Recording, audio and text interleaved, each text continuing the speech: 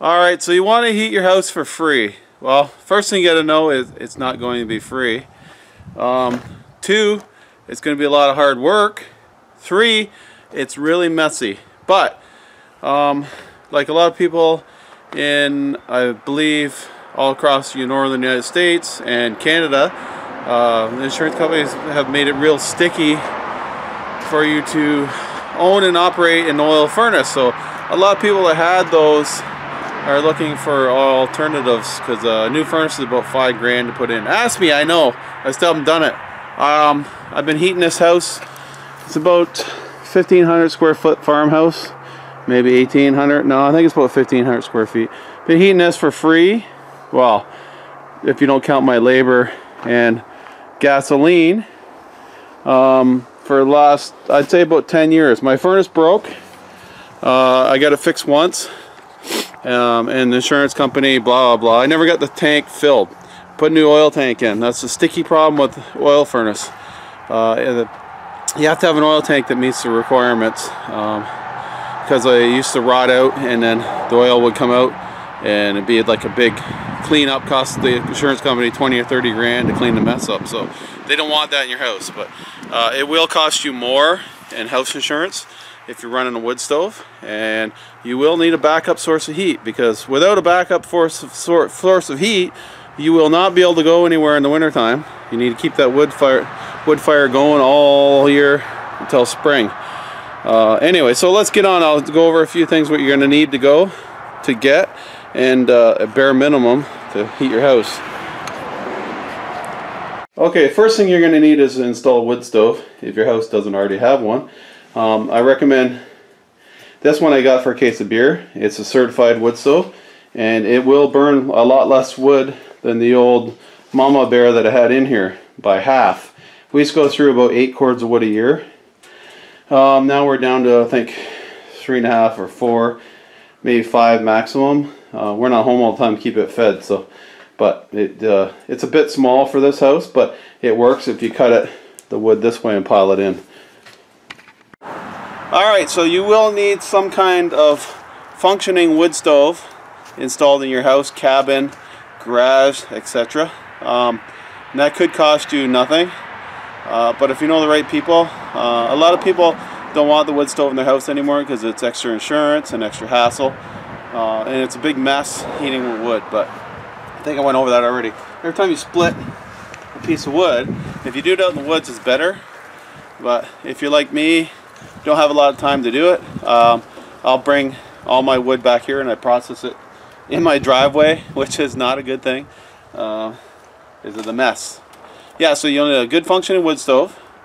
A certified wood stove is best, and an inspected chimney, and that could add up to $5,000 right there. So, but your labor is free, your time is free, but you're gonna need some equipment. You need a good chainsaw and a good axe. I recommend having a backup chainsaw, because you will get your saw hung up in the wood, even cutting dead stuff on that, like I do, or getting free skids like we're going to go over here in a second. So let's get a close-up of these chainsaws here.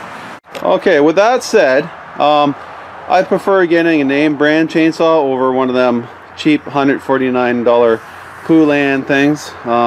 These saws will outlast those cheap saws. These are like a semi-pro saw. This one here is my brother's, and he bought that back in the 80s, and it's cut wood on this farm. It's probably cut a lot of, I don't know, 8 cords of wood for the last friggin', I don't know, since the 80s anyway. So it's probably ready to blow up, but it's a good backup saw now. I went last year and I spent $300 on a used Stihl, a bigger saw, and that's just what you got to do. Sometimes you can get a good saw for cheap. I highly recommend buying a name brand saw, but then you're going to get into your axes. Fiberglass axe, I don't care for this at all. It vibrates when you're splitting. I like the wood handle ones, but they tend to break. The splitting maul is not really my thing, but it has its place too. But so you drag wood like this home or cut it in the woods is best. Leave the mess there. this is what you're looking for. This stuff right here. Now a lot of people wouldn't even bother cutting this stuff, but this will throw a lot of heat if you cut it little chunks. A lot of air gets around it fast, as opposed to putting a big chunk of wood in there. Now another thing you'll need is either a vehicle with a trailer or a truck,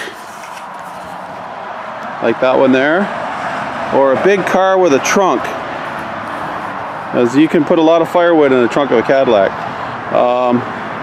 So you're going to need a truck, some way to transport it. If you get into bigger firewood processing, you can get into stuff like this track vehicle here, which you can tow a lot of wood out of the woods with, skid it out, or a four-wheeler, or anything like that. So it's going to cost you some money to get set up. It's not going to be free, but the rewards are tenfold. It has its pros and cons. It is very rewarding when the power goes out. You can still cook on top of it, and it heats the house. It's got a nice heat. Wood heat is my favorite radiant heat. I don't like, I don't know, the old furnace used to cycle on and off. You get cold, hot, but that's the old stuff. I'm rambling on. Let's get to the next step here, picking up free firewood. How do you get free firewood? Well, if you get in contact with some tree services sometimes, you can go pick their cuttings up. I know if you get friends with some of them, they'll actually bring it to your house and dump it off. But usually it's big chunks that people can't process themselves or don't want. But relatives, I know a guy I work with, lives in town. He doesn't have a wood lot, so he cuts on a friend's lot, or he gets trees that people want to take down. You can put that up on Kijiji. Uninsured, but you could take people's trees down and cut a year ahead. But anyway, let's get on to her. I have a little small wood lot, and we'll go there next. And we'll use the truck, and we're going to pull some trees out of the ditch. Get the hydro cut down, I mean. Yeah, Hydro One, they cut a lot of tree lines sometimes, or hydro lines. And if you're at the right place at the right time, or know somebody who works there, you can go along and ask the homeowner if you can have the firewood. 9 times out of 10 they tell you to take it because they just want that mess cleaned up. So let's go.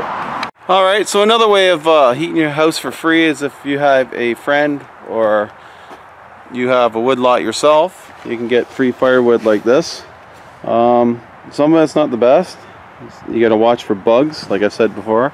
And you see there's a lot of dead wood up in there. I don't even need to cut the green stuff, but it'd be nice to get a year ahead of the game. So we'll hook a chain to this piece of the hydro cut down.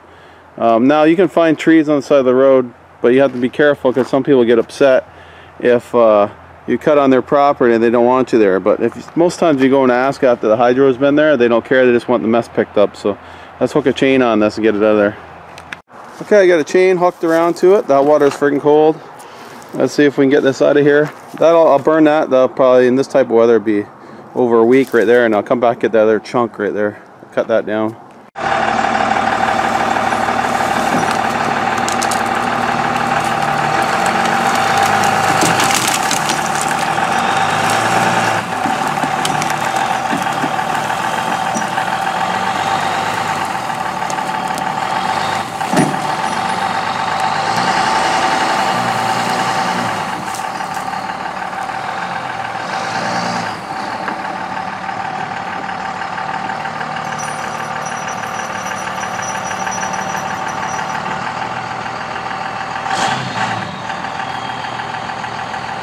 Alright, so I was going to just pull it home down the highway, but I think because I won't be able to move the truck when I go home, I'm going to chop some of it up right here.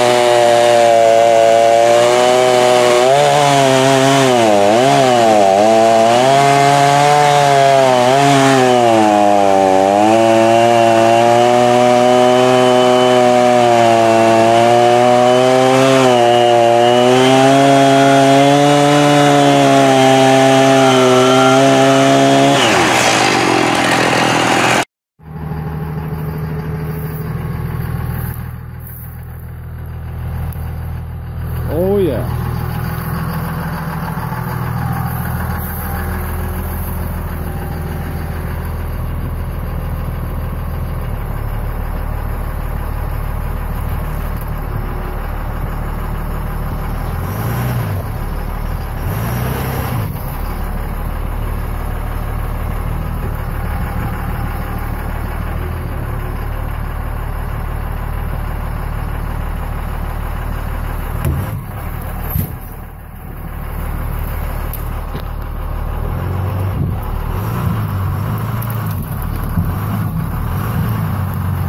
I think I meant to do that.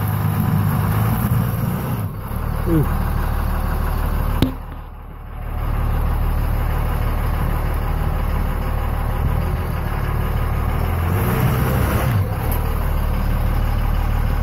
All right, so that's a big heavy log, and I don't know how much of that is green.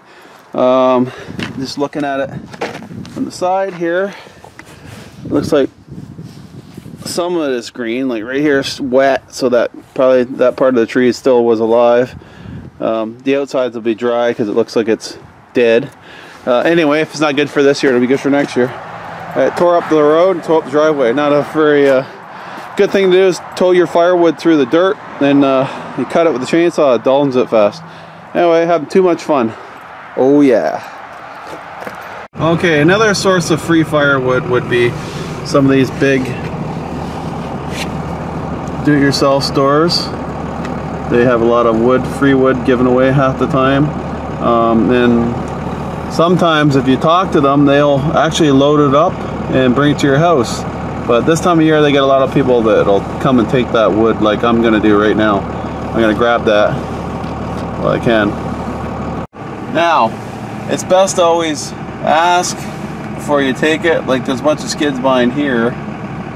I wouldn't touch those unless I knew for sure, but a lot of places will just give it to you if you go and ask. And the telltale sign they're giving it away, they'll even pile up by the front of the road for you, so you can come by and grab those. Like I can grab that, and there's a piece of plywood right there that would come in handy.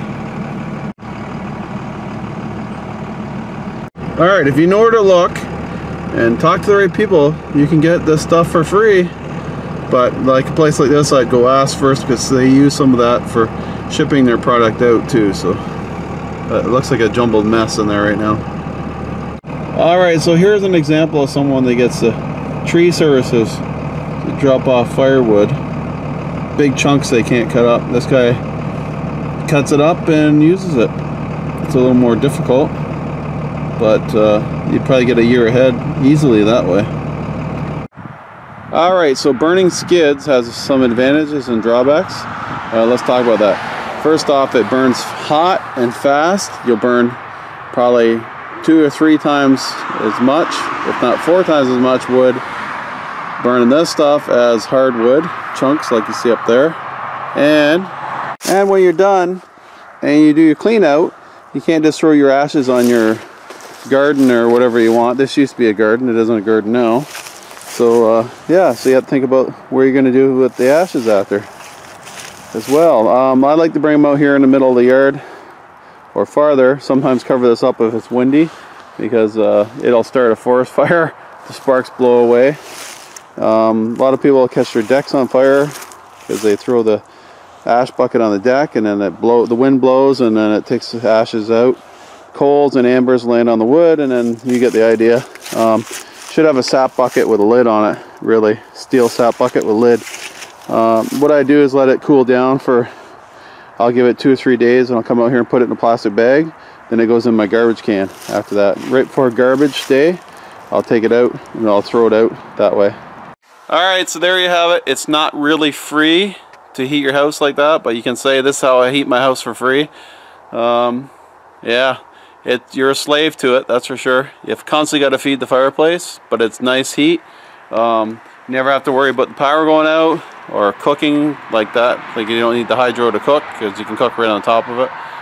Anyway, it's a lot of work. You guys can decide if that's what you want to do, but if you're going off grid, that's one step right there. But I recommend having a backup source of heat, so you can leave the house for a day or two, you know. Anyway, talk to you guys later. Please comment, rate, and subscribe.